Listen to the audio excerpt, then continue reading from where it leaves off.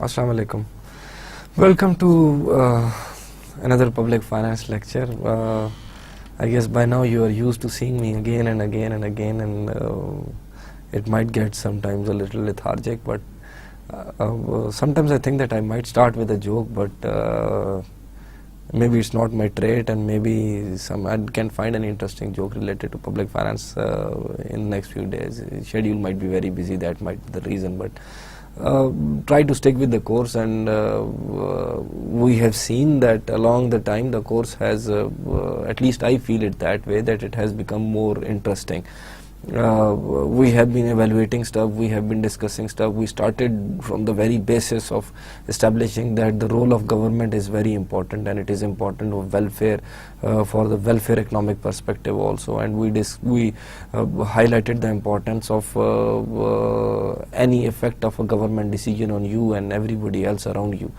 So then we started discussing the various effects of government's expenditures, how government might correct markets in some cases, how government might take up a project that is very important, but then government needs to evaluate those projects, and how do we choose governments as such, and what are the voting outcomes, why political candidates are there. Then we turned on to various government's expenditures and their effect on the market. No doubt those expenditures are with very true and sincere intentions, but there might be distorting effects, and we discussed the concept of excess burden and deadweight loss. Deadweight loss is an excess burden is usually a deadweight loss, and deadweight loss is something which cannot be even recovered once you pay back all the amount that you have taken from the taxpayers, and if you give all the cash grants and do all the transfers, the deadweight loss is a loss to the society, and that is gone.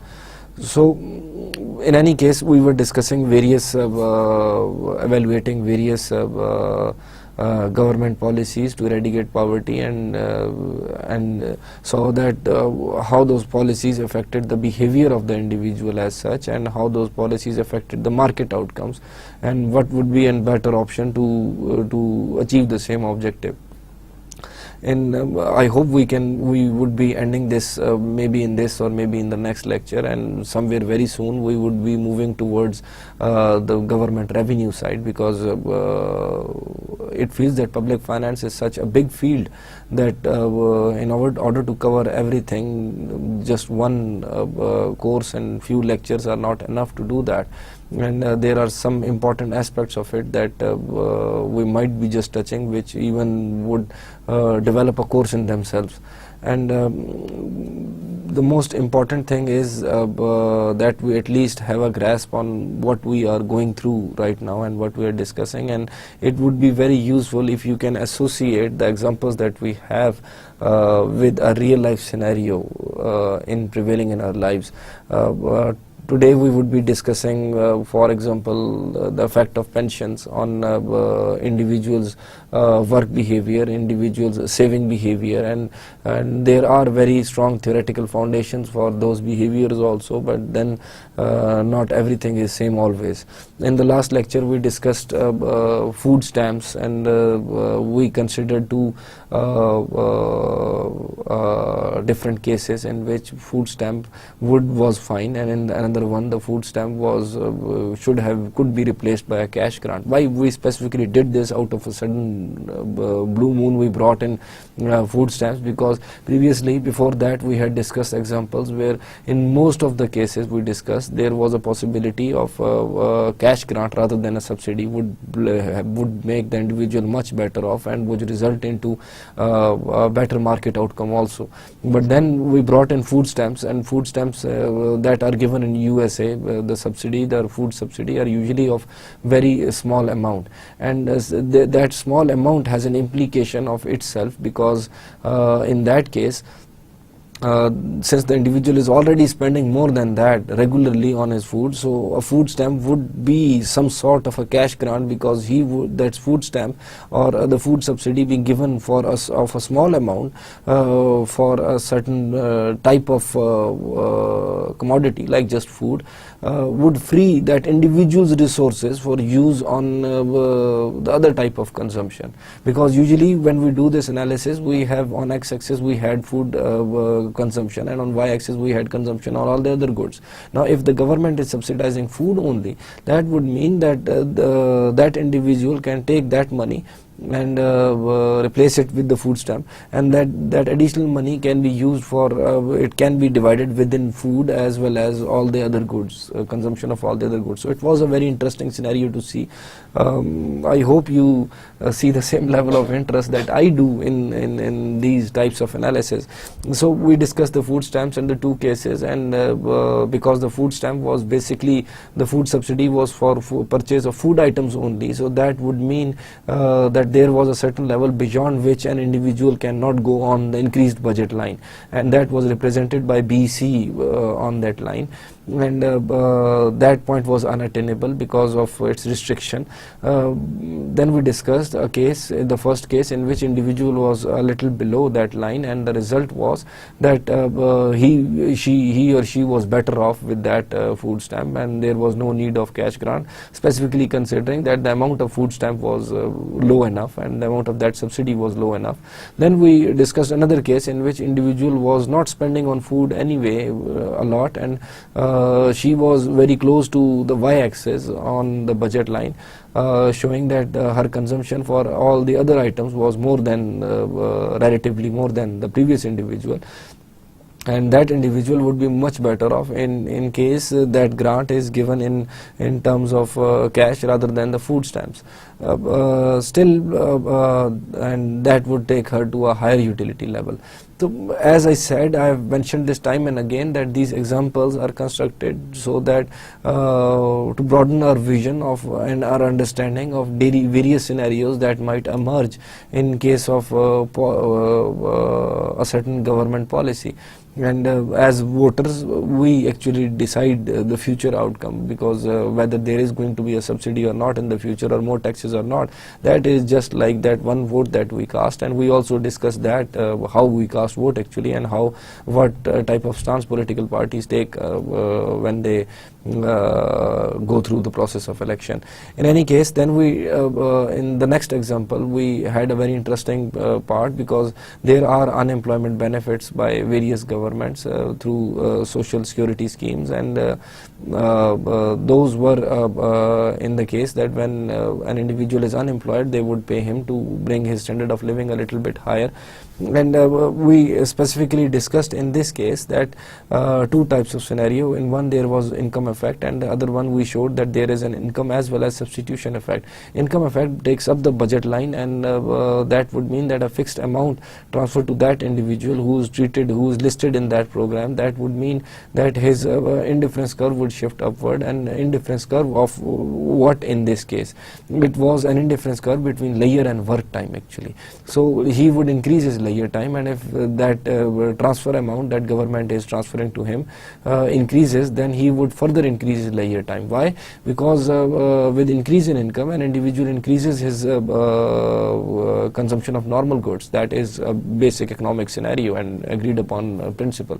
So if you treat leisure time also as a normal good, that would mean with increase in income, that would increase the leisure time also. So that would provide a disincentive to the individual to work in terms of the income effect. Then we further discussed in order to bring in the aspect of substitution effect, why an individual would substitute work towards leisure. We considered a scenario in which government would provide certain transfer payment as long as the individual's income is below certain level. So above that level there would be no transfer payments by the government, but below that level there would be transfer payments proportionate to the income that he has earned. We would discuss that in terms of insurance, in terms of pensions today as well, because we would come to that. Let's wait for it. then in that case the individual's opportunity cost of leisure time would decrease, because his leisure time had a higher opportunity cost before he was given any transfer payment. But since his leisure time is being financed by the government in a sense, in indirectly, so his opportunity cost of leisure time is would be reduced, and he would be substituting that time, considering that more he works, his transfer payment would get reduced, so there would be a substitution effect as well. Then we discussed in this that now the income effect, which was previously discussed, and this time income as well as the substitution effect result into a scenario where there are disincentives to go to work. So we again concluded over here that the transfer payment should be of minimal amount, so that enough to keep him at certain bare minimum level, but not more than a certain level which might cause him to choose not to work at all. Certain cases in which, like in countries, these type of transfer payments are also made time bound, so that you do not get relaxed and stop looking for the job, because you would know that it is for like maybe 6 months or 1 year, and after that time those transfer payments would stop and you would have to find a job before that. Then while discussing the problem of eradicating poverty, which was the debate going on, because all those programs that we discussed basically were to eradicate poverty. So that is there was another proposal, which is negative tax system. Negative tax in a sense that if your income is below certain level, you receive some payment by the government, tax coming in some sense, tax coming from the government. So that's why it is called as negative tax. And if your income level is above that break-even point, you pay tax to the government, and that break-even point, at that break-even point, neither you get a transfer nor you pay to the government. That negative tax scenario, I always think of it as a very interesting scenario. It really appeals you a lot, but then you find out certain issues with it, because at the level there was like a take back rate, that certain amount of income you earn, some certain rate of it is percentage of it is subtracted from the guaranteed transfer by the government.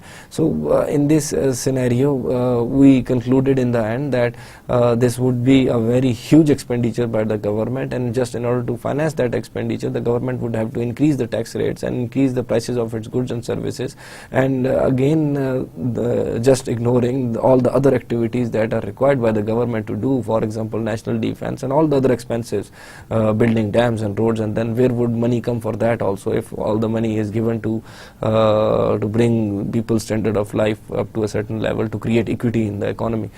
Then we discuss another last scenario to bring people's standard life above certain level. That was for example subsidizing the wage rate. That was one of the better solutions, because considering that they would be subsidizing the wage rate in a sense that how much people, it would depend on how much people would work.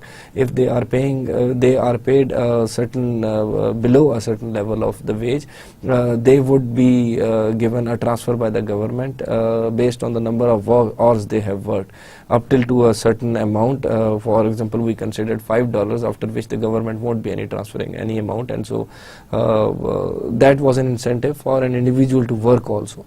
And so this was basically the summary of last lecture that we discussed. Now let's turn to this current lecture, the social security and social insurance. Now it is basically about what we would discuss under this heading would mostly be about the pension system of the government. Now pension system is basically one of the pension systems is pay as you go pension system. Pay as you go pension system is basically it is an unfunded defined benefit pension system. No assets and resources are set aside in the start, and the benefits are paid for the employer, benefits are paid by the employer or other pension sponsor as and when they are paid.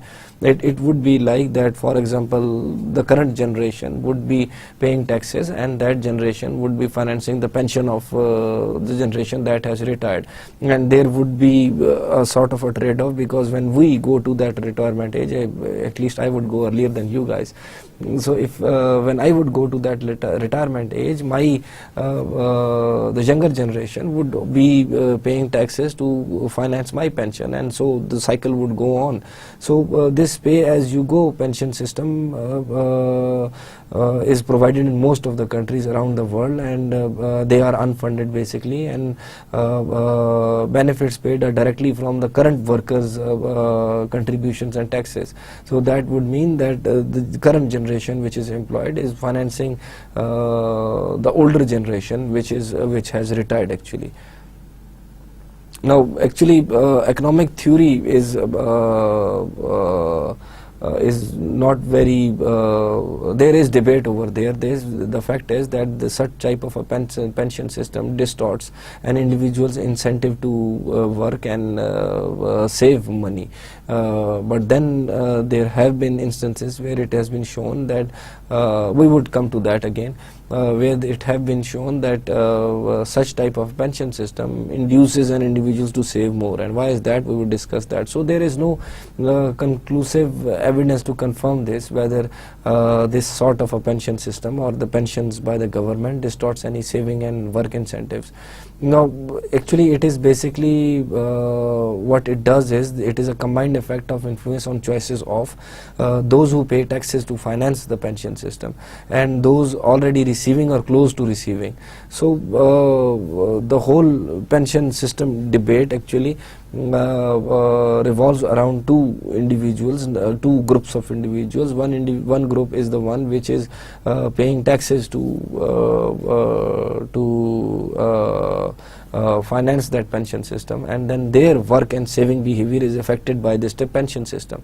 Then the second group of individuals is those individuals which are either which are already retired or close to the retiring age, and their choices of saving and work choices are basically again affected by this pension system that is prevailing. So but in our analysis, what we would be discussing only is we would be discussing those individuals who are eligible to get the pension, or getting eligible, or already eligible. So we won't be discussing those individuals who are like basically bearing the burden of the whole pension system. We actually, the most important things that the social security or the pension system affects is one is the individual's behavior towards work and the choices of work and leisure, and the second one would be his behavior towards savings. Actually savings are basically very important, because there is another, again economists have debated it over it a lot.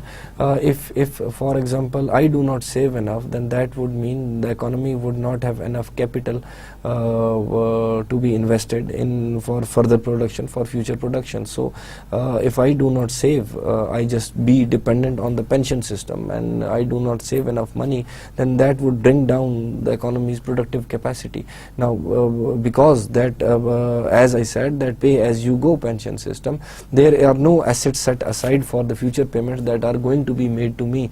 So that would mean that if the government treats that as an asset, that I would be funded by the government maybe 20 years from now, and do not save for that time period, and do not invest in do not provide funds for investment, that would result into decreased level of capital availability, and to meet that, more labor would need to be level of labor would need to be reduced to ensure productivity, and then that would automatically mean lesser jobs and lesser growth in the overall cycle.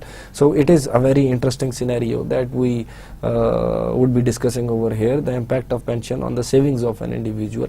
There is a debate on that also, which we would bring it up when we are there, that it is a possibility. There are various behavioral aspects of it, that individual might be there was an economist who was convinced that such type of pension system would reduce savings, in fact, reduce incentive to save.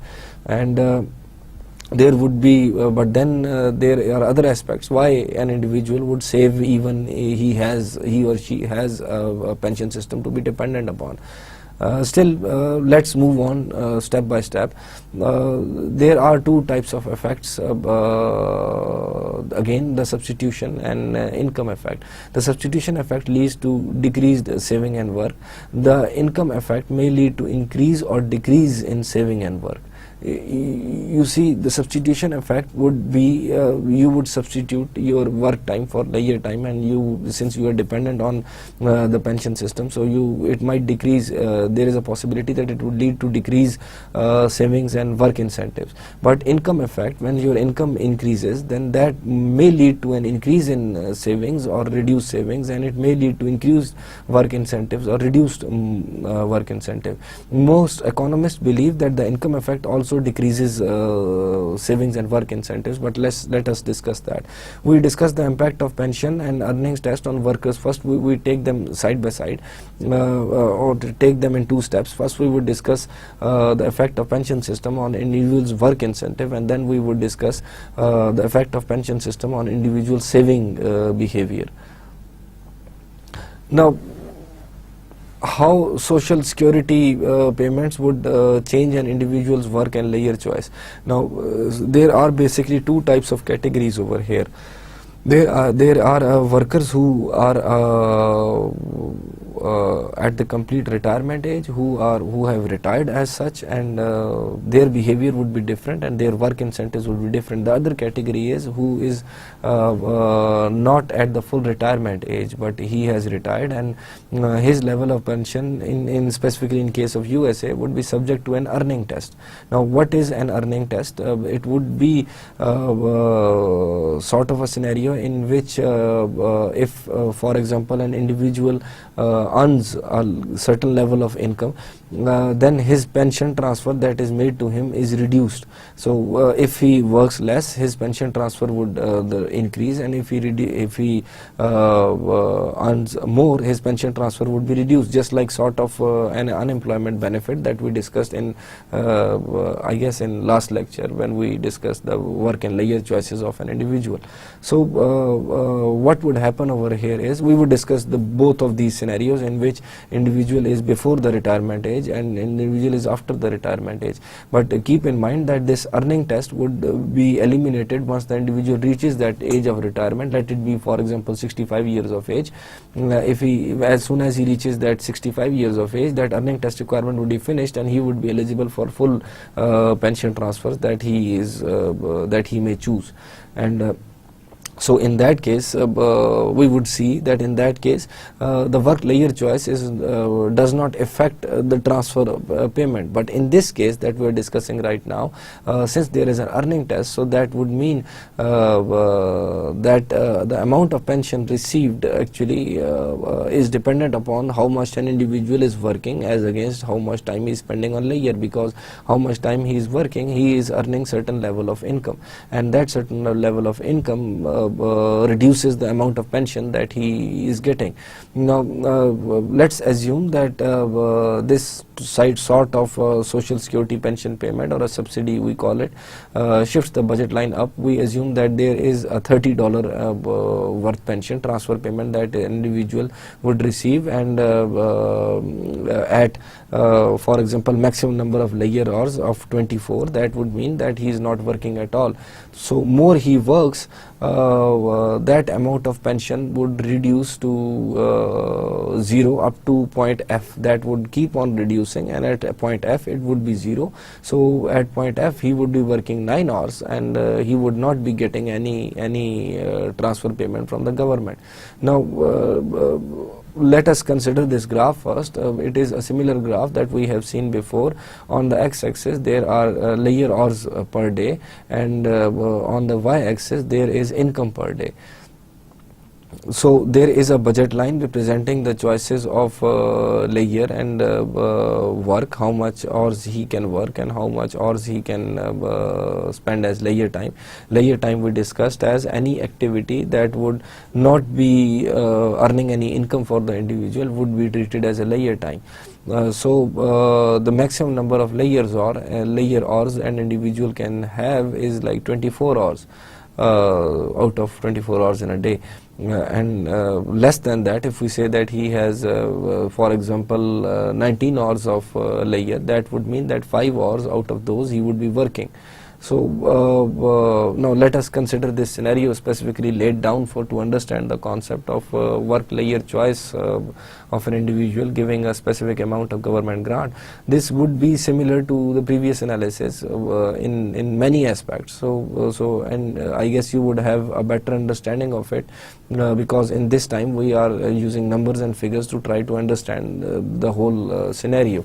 So $30 is the amount of transfer by the government if an individual does not work at all. So he would be at point G and he is not working, and that $30 brings up his budget line. That is the income effect because his income increases. His this new budget line is AFG, and this budget line is its slope is decreasing after from F to G, and point F represents that if he works for 9 hours at a given wage rate, maybe $6 per hour, then his income won't be he won't be getting any pension transfer from the government. Now then first consider point H. That is where the individual is right now. He has found his equilibrium at point H, that is 19 hours of layer and only 5 hours of work, and that is a utility level U2, and its tangency point is point H, which represents 19 hours of layer time per day and 5 hours of work. Now we assume that this 5 hours of work would give him $6 per hour. Now why an individual would choose this level, we would be discussing. For example, let's say an individual works 5 or 15 hours per day. Now if he works 15 hours per day, that would mean he would have only 9 hours of layer time. Now that would take him to point F, 9 hours of layer time and 15 hours of work. Now so that point, at that point his pension would reduce to 0. And why is that? At $60 at the wage of for example 90 per day, because he is earning working for 15 hours per day, and he is getting $6 per hour, and that would approximately be 90 per day. So that would be 90 per day. Now this 90 per day is 60 more than the wage subject to earning test. So when the earning test is done, that would be there is a formula for that defined in USA, that would be $30 of the pension transferred by the government minus 60 divided by 2. 60 is the amount that he is earning above that pension rate. His earning is supposed to be $30. So since he is earning $90, so he is earning $60 more than the pension transfer that is supposed to be made to him. So that would be the case where 60 by 2 is equal to 30, and 30 minus 30 is equal to 0. So if he works 15 hours per day, and at where his assumption is $6 per hour, so at point F exactly he would be getting no transfer. So he would be losing the whole $30 in fact. So there is an opportunity cost to that as such. So income effect would be some earnings without work. That would be that is why the budget line has shifted upwards. There is now there is a price tag on layer time also, so that would be the income effect again. And work increases work income but reduces transfer income, because more he works that would increase his work income. Like in this example, example, we saw that 15 hours per day would result into 90 per day, but again that would reduce his transfer income, and 15 hours per day would reduce his transfer income to 0. So all he's getting is 90 per day. And for example, while working for at point H, while he was working for 5 hours per day, he was getting a handsome amount out of that. So he would be earning $60 per day in case of 5 hours of work. Now the whole debate revolves around an individual's preferences for leisure and work. For example, a workaholic individual who does not prefer any leisure time would still be working maybe at point F, and even if considering that his work reduces his transfer payment to 0, and even more than that.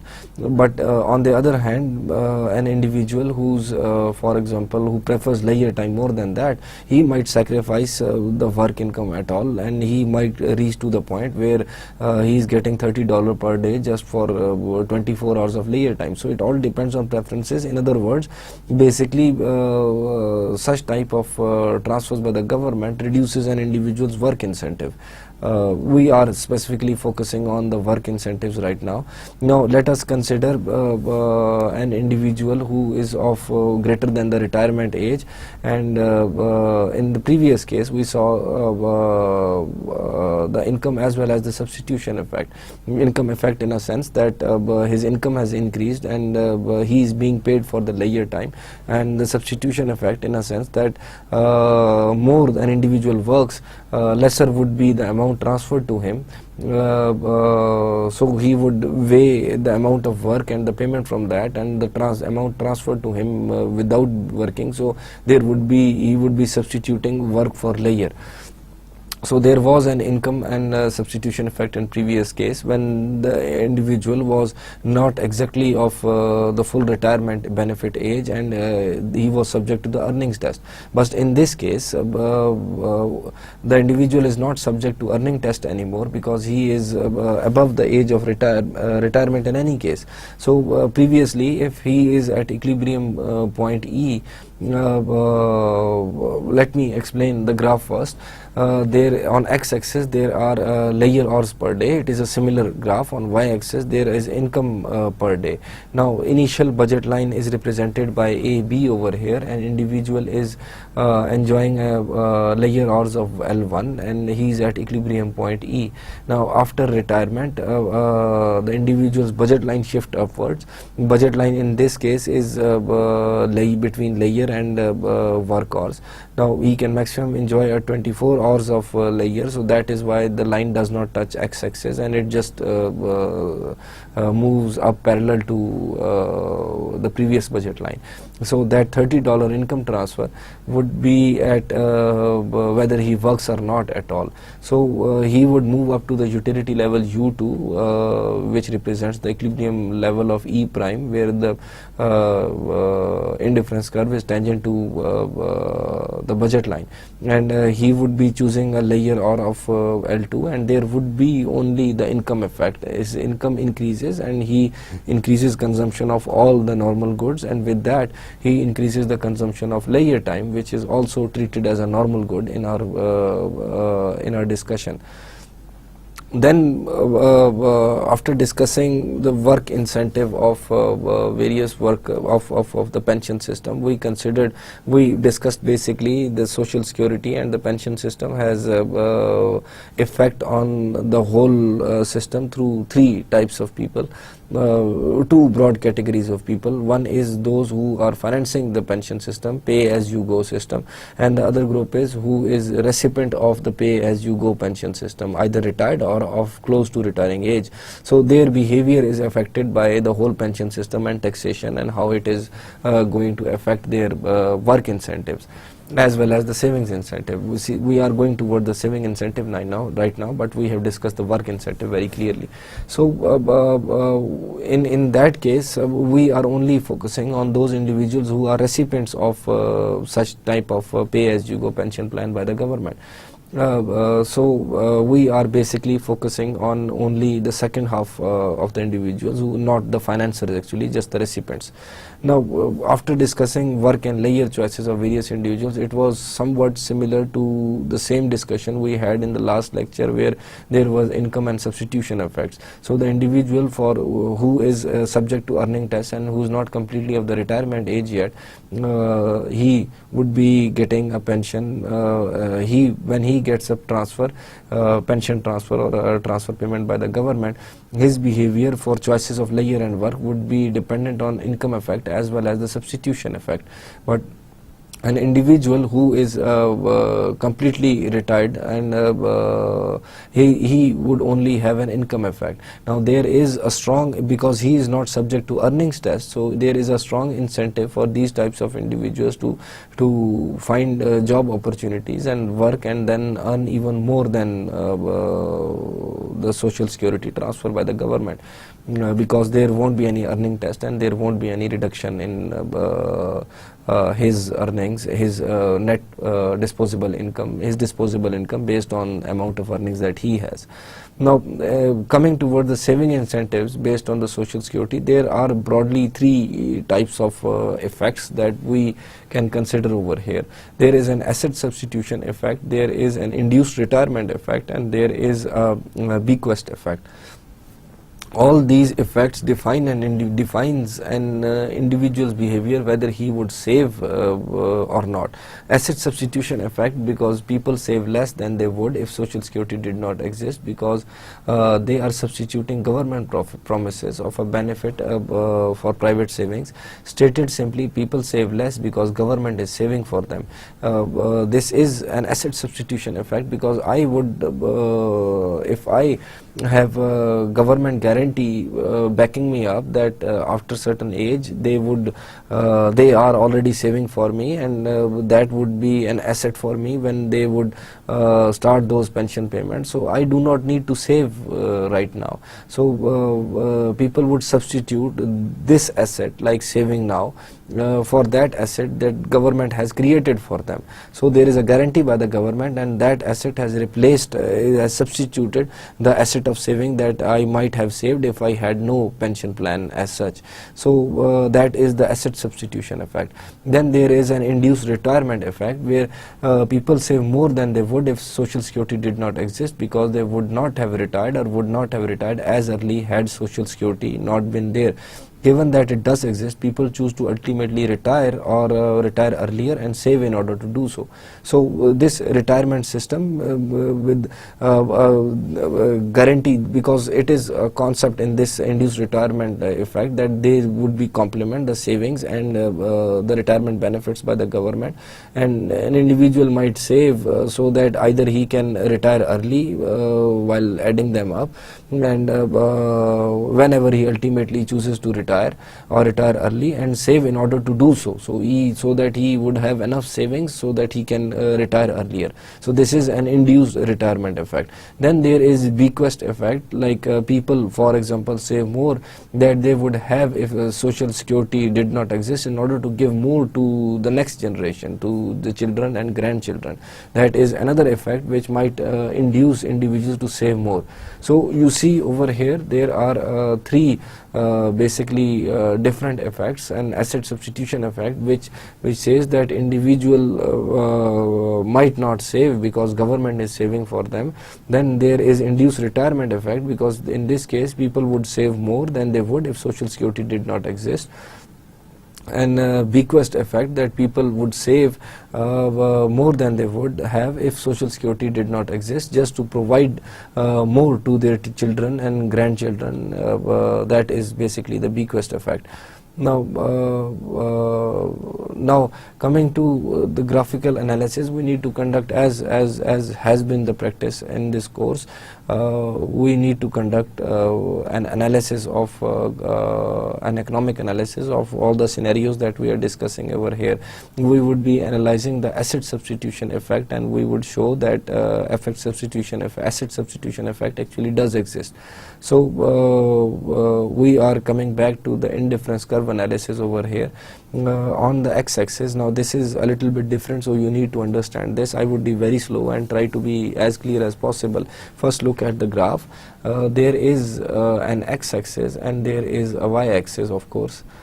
Now on x-axis there is consumption per year prior to the retirement, and on y-axis there is consumption per year after the retirement. So this indifference curve actually is giving us an individual a choice between today's consumption and tomorrow's consumption. It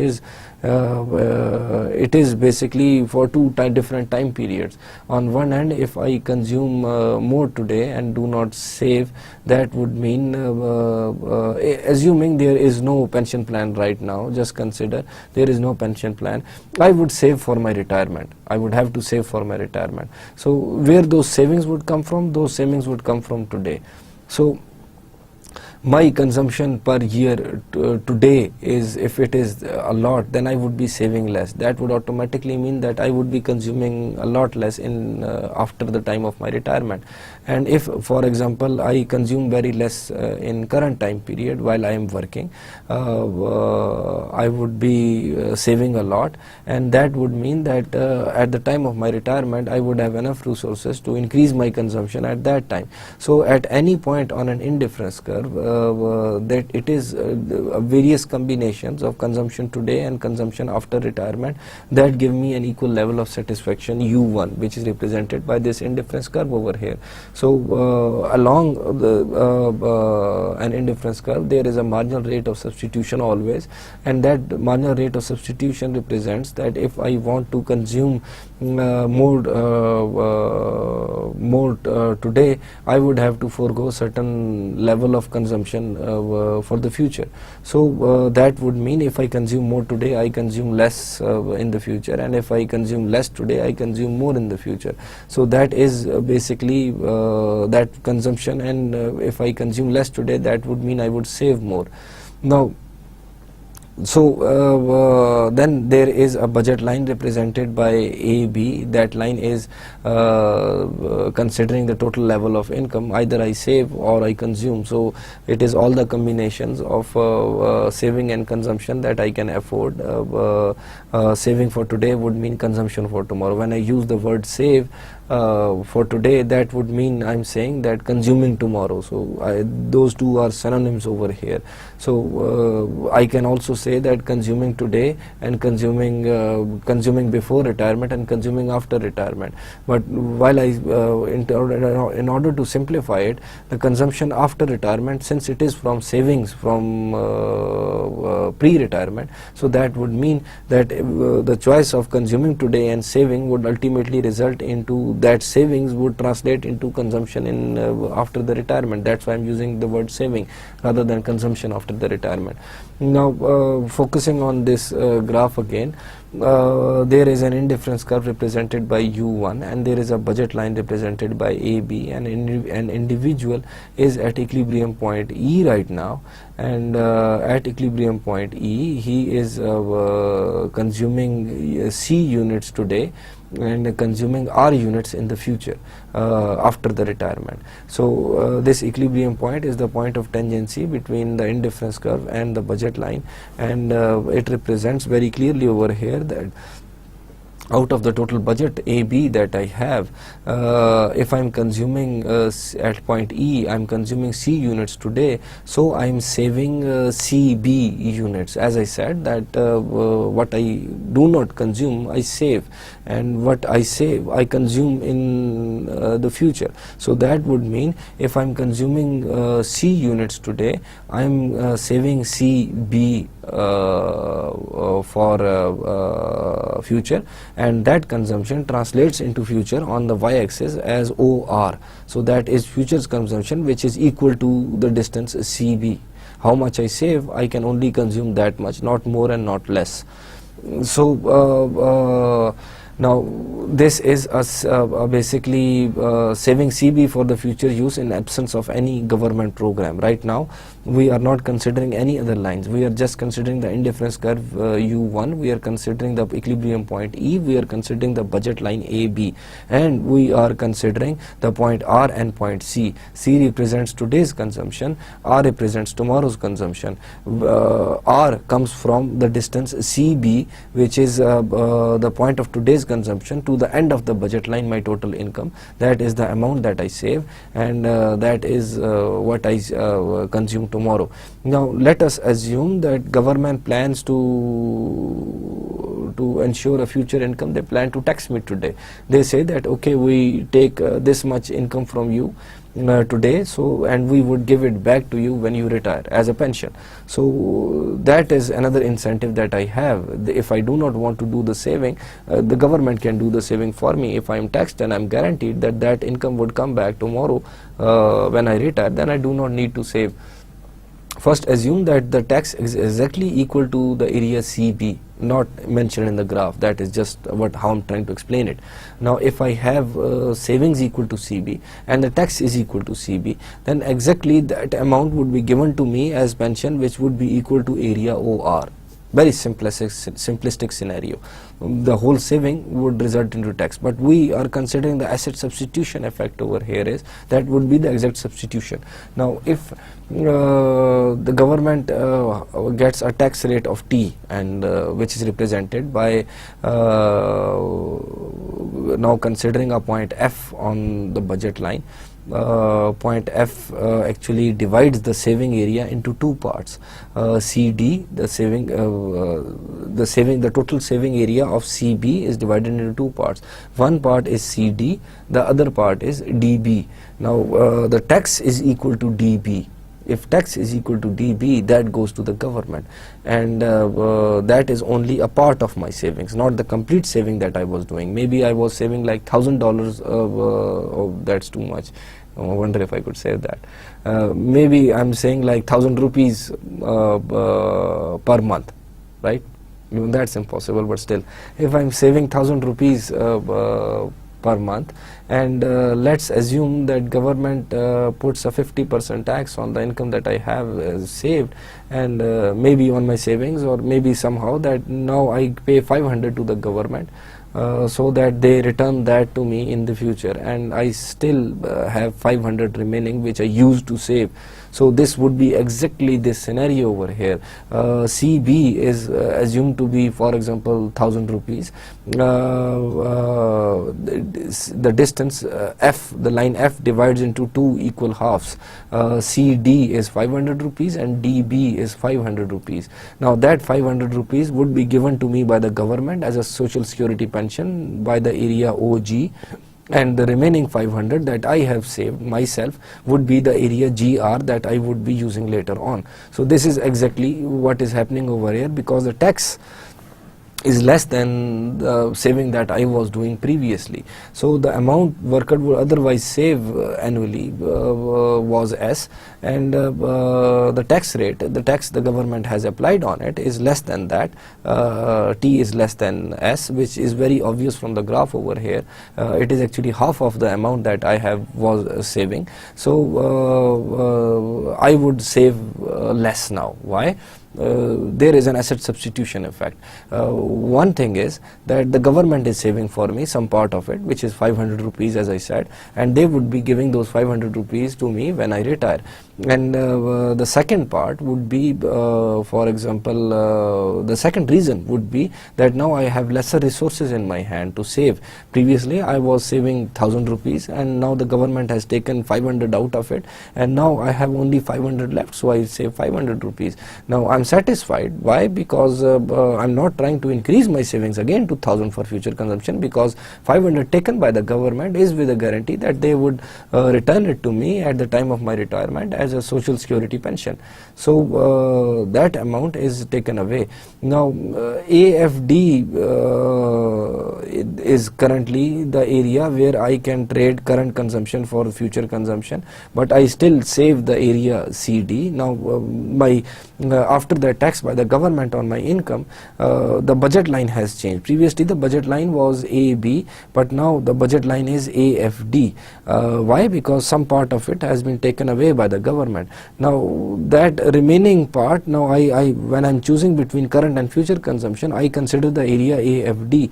Now previously I was saving 500 out of that area only, so I would still save that CD area, and there would be an asset substitution effect, there would be a reduction in saving. Why it is an asset substitution effect? Because that amount T, or which I said 500 over here, has been taken by the government, and I treat it as an asset, and which I would get in the future, and so I reduce my saving. I do not make it 1000 again. I can also choose to, let's assume that the tax is not coming back to me, so I would be taking, again my savings would be 1000 rupees, because that is my preference to save for the future. So if there is a guarantee by the government that that amount of tax is coming back to me as a pension, that amount of deduction from my today's salary is coming back to me, so I would assume that amount to be there for the future, and I would be for example subtracting that out of my total savings, and I would be substituting that from this asset that has been created for me by the government, and I would be saving only 500. Now this is one of the scenarios of the asset substitution effect, in which it is very clearly obvious that the amount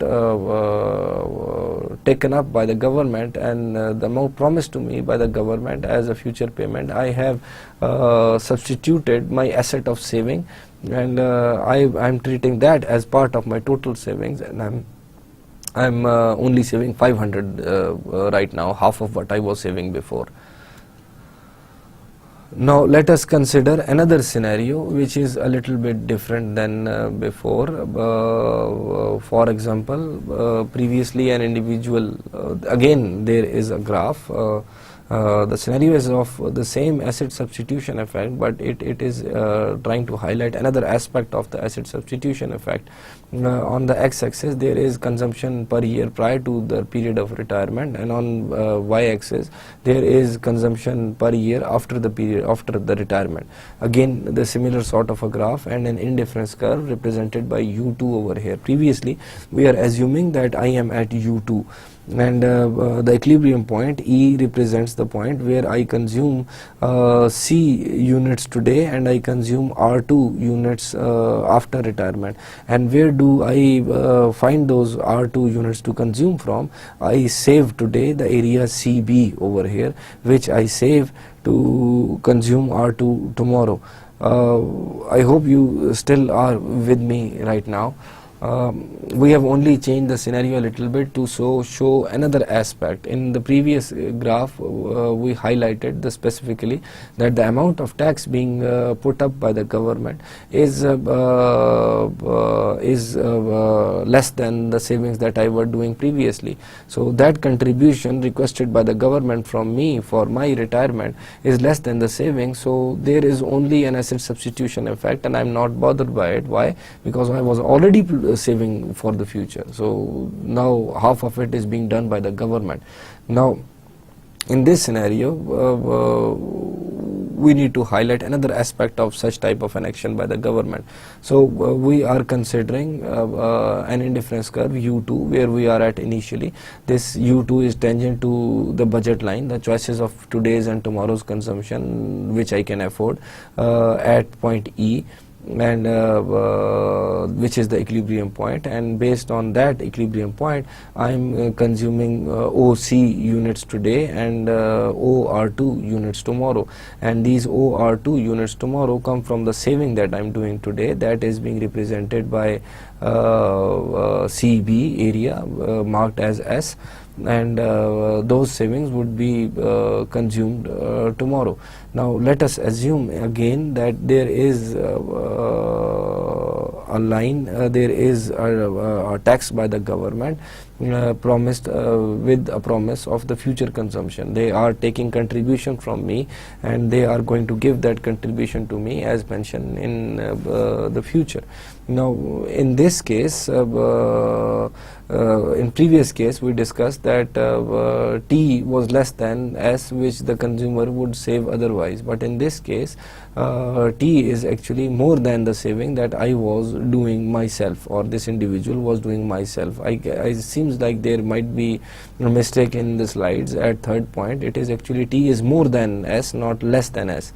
So the tax or the contribution requested by the government is more more than the amount that I have personally prefer to save, which would be given to me at the age of retirement G2, as shown as 0 to G2, which is the social security pension. Now that takes me to point U1 on the budget line, point F on the new indifference curve U1, which is a lower indifference curve than I was previously on. And the trading area now, which I have the choices between today and tomorrow's consumption, is AFD. I can choose just between that, because DB area has been taken away by the government as a contribution for my pension plan. So now savings would fall to 0 in this case.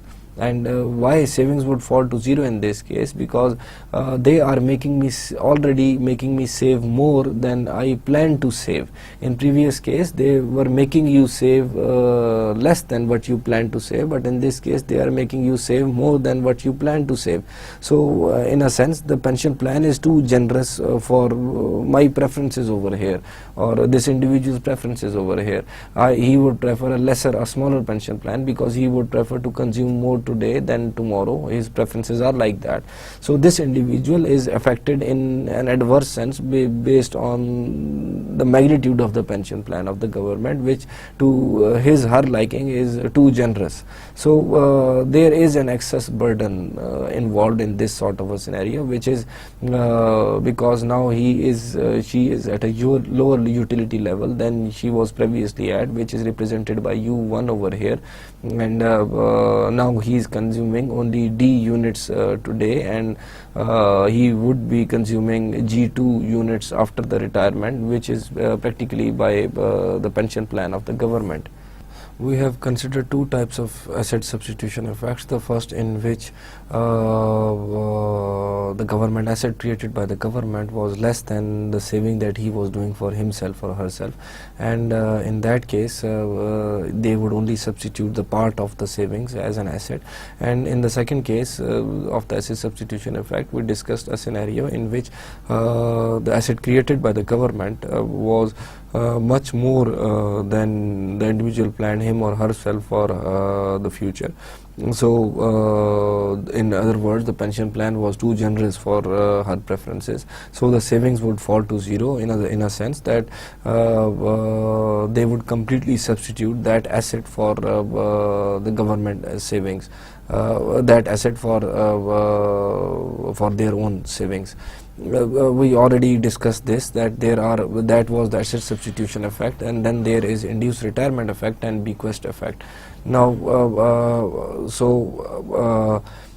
what would be the net effect of social security savings? Because you see over here is that there is an asset substitution effect, and then there is an induced retirement effect. So what would happen actually? Asset substitution effect is saying that individuals would not save because they would substitute the savings with that asset created by the government. Induced retirement effect says that if they are about to retire, then they would save more to retire early maybe. And then there is the last one, which is the bequest effect, which says that people would save more. So what would be the net outcome in the economy? Martin Fieldstein basically mentioned that social security leads to a substantial reduction in savings, so because of asset substitution effect. That was his stance. Then there is Alicia Monell, who is a very well-known figure in USA for specifically in terms of retirement benefits and all social security system. The net effect of the asset substitution and the induced retirement would balance out to 0. That is basically her stance. Then there is the bequest effect was proposed by Robert Barrow, proposed or maybe discussed by Robert Barrow also, and that was basically the point where he said that individuals would save more in order to provide more for their families, their children and their grandchildren. So basically the net effect of social security on savings is doubtful, because economic theory is not very clear on that. there are different standings of various economists, and they have debated, as we said earlier, that every economist has to have two hands, on one hand this and on the other hand that. So that this is that sort of scenario, because the net effect would be dependent on the behavior of so many individuals, and individuals would be behaving differently. So which effect would prevail up to what extent, and that would be depending on what social categories individual would fall into. Can you relate the similar examples, for example, to our scenario? Because there is a pension plan in Pakistan also prevailing in Pakistan, specifically for the government employees. There are contributions that are deducted from your salary, and do we substitute that for an asset, or do we for example save more and then add those savings with the final payments that we received at the age of retirement? How do we behave in that sense? That would again come back to the question, are we consumption oriented society, or are we saving oriented society? Because if we are consumption oriented society, we might not be saving for the future, we would be consuming what we have today. So it is the net effect of such pension plans is very difficult to pinpoint one certain aspect and say that this is what is going to happen, and this is how it is going to affect the level of savings in the overall economy. Okay, after this debate, coming on to the last part of government expenditure that we need to discuss, the government and stance on the healthcare. Actually, healthcare is very important, yet very different than other government expenses. Healthcare facilities are not in that sense are like there are healthcare facilities in Pakistan also, and of course there are, but government funded healthcare facilities, like there are hospitals for all the armed forces personnel, there are hospitals for all the government employees who are treated free of cost over there, except for certain payments that they have to make. So yet there is a lack of a general insurance scheme by the government in which individuals can be treated anywhere based on certain insurance payments. But still it is a very important issue and important debate which comes under public finance, because globally it has become important to for the governments to invest in healthcare facilities and to provide these facilities to its population. Still we need to discuss that on that grounds also. So let's see how far we can go in today's lecture, and then if there is some part of it remaining, we can cover it that in the next lecture, and then move on to government revenues and government sources of finance. Now, first of all, why healthcare is all different? Because there is uncertainty. People do not typically know what their healthcare expenses will be in the future. So that is why, because of uncertainty, people typically buy health insurance. There are health insurance schemes in Pakistan also, but those are private health insurance schemes, not the government health insurance schemes. This means that people do not typically pay the full marginal cost of their health expenses, because they are insured by certain insurance agencies, or they are funded by the government. So that would mean that they do not actually pay the full marginal cost. That would be like, for example, a government employee might go to a private hospital. If he might go to a private hospital, then he would be paying the whole expenses, the whole cost of those expenses by cash. But if he goes to the government hospital, over where we normally the term used is entitled patients. Entitled patients are those patients who are entitled for the treatment. So if for example armed forces person might go to their specific hospital, so the treatment would be completely free over there, and he would not be paying any health expenses. So based on that, we had a certain discussion on what happens when the cost of treatment is brought down to zero, and how would people behave, and what would be the effect on the returns from there. But over here we would only be focusing on how in health insurance might cause inefficiency in the market system. We have discussed a similar scenario earlier. Now let us consider that the demand curve, downward sloping demand curve, is a marginal social benefit curve, and the supply curve is also marginal social cost curve. on the x-axis there is healthcare services per year. We, in the last discussion, we proxied it with the number of visits to the hospital. We can also do that over here, but generically we have kept x-axis as healthcare services per year, and on y-axis there is price, dollar per unit of the service. So at the point exactly where marginal social benefit intersects marginal social cost is the point where you can see equilibrium point as mentioned as C over there, and there is Q star representing the optimal quantity and P star representing the optimal price. This is the point where marginal social benefit is equal to marginal social cost. I wonder if I have to repeat that again, or that information is so imprinted in your minds that even you see that in your dreams. Whenever marginal social benefit is equal to marginal social cost, that is the efficient point. When marginal social benefit is above marginal social cost, that is the point where more of that public good should be provided, or quantity can be increased. And when marginal social cost is above marginal social benefit, that would be a net loss, and that would mean that the quantity needs to be reduced. So let's assume that in the presence of a healthcare facility, we discussed in our previous lectures that whenever there is lesser cost of healthcare facility that an individual has to bear, so that would incline him towards using more quantity, more number of visits to the hospital. So in this scenario, when there is a government financed health insurance, any third party insurance either by the government or private insurance, the individual would demand more because the price has reduced. The P1 represents the price that an individual has to bear. The quantity has increased from to Q1 because the price has decreased for the individual, not for the actual marginal social cost of the health service being provided, but the price being faced by the individual has reduced because of that insurance scheme. The actual cost of that would be discussed in, I would discuss that. So the quantity has increased from Q star to Q1 because the individual has to pay less. So in this case, the price being faced by the individual is P1, that is represented by point B on the marginal social benefit curve or the demand curve. Now that would be the quantity that the individual would be demanding because he is paying lesser now.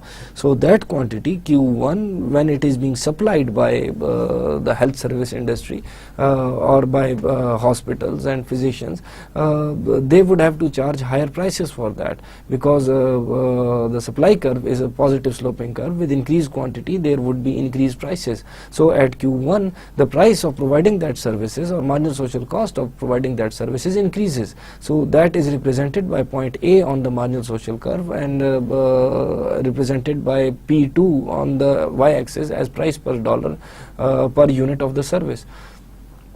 So the point is that with increased with that insurance scheme or with that government insurance or private insurance scheme and any third party paying for my medical treatment, I would opt to go more to the hospital and I would demand more of the hospital services. That would increase the quantity, and to support that quantity, the hospitals would have to supply more of that quantity. So at this point Q1 marginal social cost is above marginal social benefit. So we have discussed time and again that whenever marginal social cost is above marginal social benefit and that quantity is being produced, then there is a loss in net benefits, and that loss in net benefits is represented by the triangle ABC over here, which shows that there is loss in net benefits.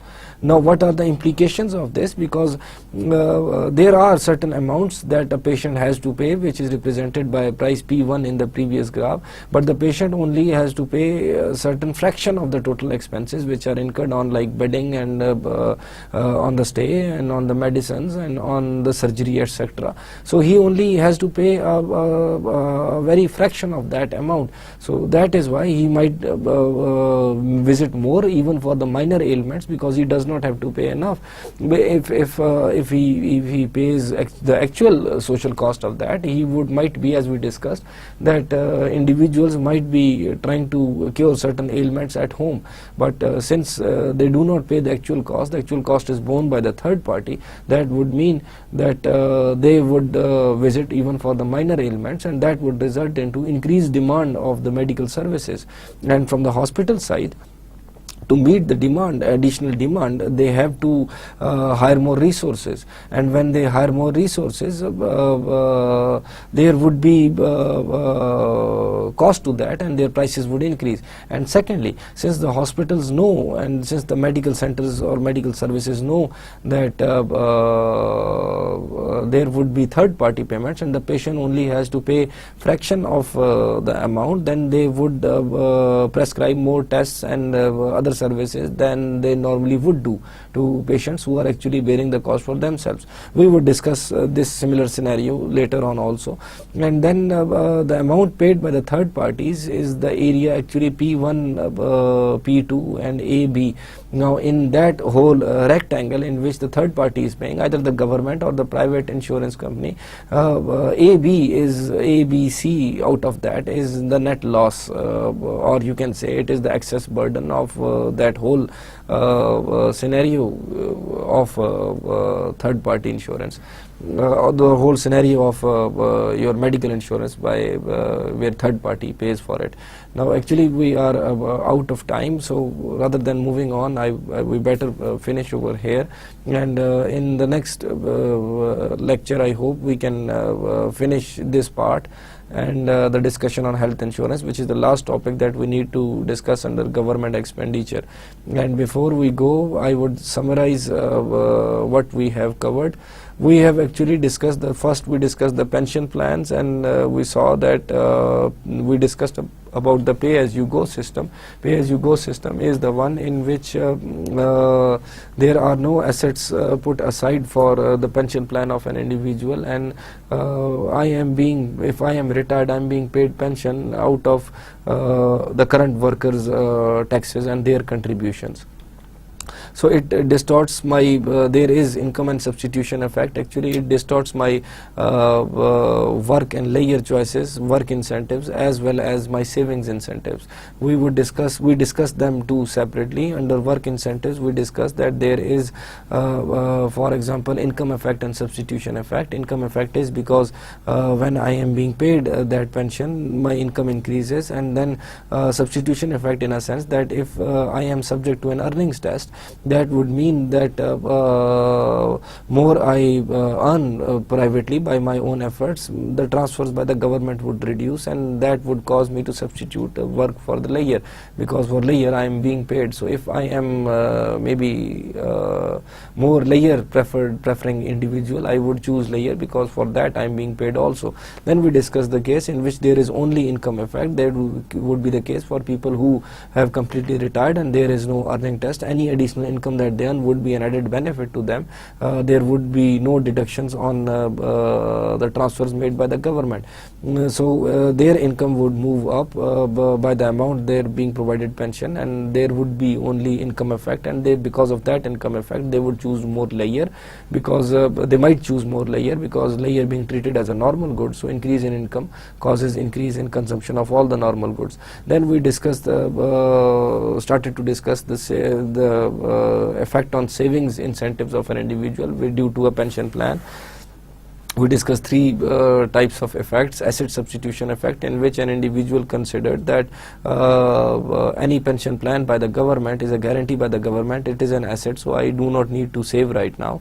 On the other hand, there were two opposite effects. One of them is induced retirement effect. Induced retirement effect would be that if there are certain payments coming, I should save more and I might retire early to acquire that benefit earlier. And whenever I choose to retire or retire earlier and save in order to do the whole process, since I already have a government-backed guarantee. Then there is a bequest effect, in which people might save more over and above the government pension, so that they can provide more for their children and grandchildren when they are retired.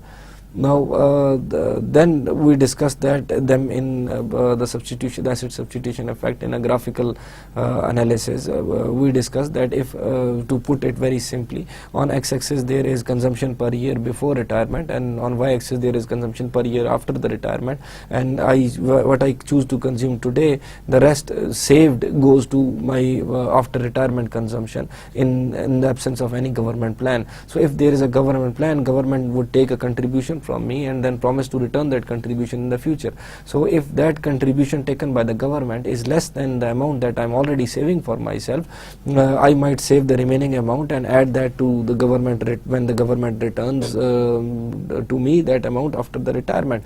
And so that would again, I would substitute some part of the total asset, and I would for the total asset, and I would only reduce the saving. On the other hand, if government is one scenario that I discussed generically without the graphs is that if the tax is exactly equal to the amount that I'm saving, the contribution is exactly equal to the amount that I'm saving, that I won't save, and I would completely substitute it for the contributions by the government. On the other hand, if tax is less than the savings, in that case I would save to compensate for the extra savings that I was doing for myself before. On the last example was in which case there is a similar scenario, but the taxes or the contributions requested by the government or required by the government are more than what I'm saving today. So I would not be better off in this scenario because they are making me save more than what I prefer to save, and there would be an excess burden to that, and my utility level might decrease. Then we started to discuss the healthcare and the uncertainty, and why uncertainty leads to insurance policies by the people, and the aim of this insurance policy, or the result of outcome of this insurance policy or free medical treatment by the government, is that the individual does not pay the full marginal cost of any of the health services acquired. So that would mean that since I do not pay the full cost and I only pay the fraction of it, that would result into the increased demand, and if the demand is increased, that would mean at that increased demanded quantity, the supply would be at a higher price, because the hospitals also have to hire more resources to provide that quantity. So there would be I would be charged price P1 at point B, because rest of it would be paid by the insurance company, and while the hospitals will charge P2, and this gap would be P1, P2, A, B would be the area where would be paid by the third party, either by the insurance company or by the government, and point A would represent actually the price based on the increased quantity by being supplied by the hospitals. So area A, B, C would be loss in net benefit to the society, you can say. So there are patients and hospitals, and hospitals might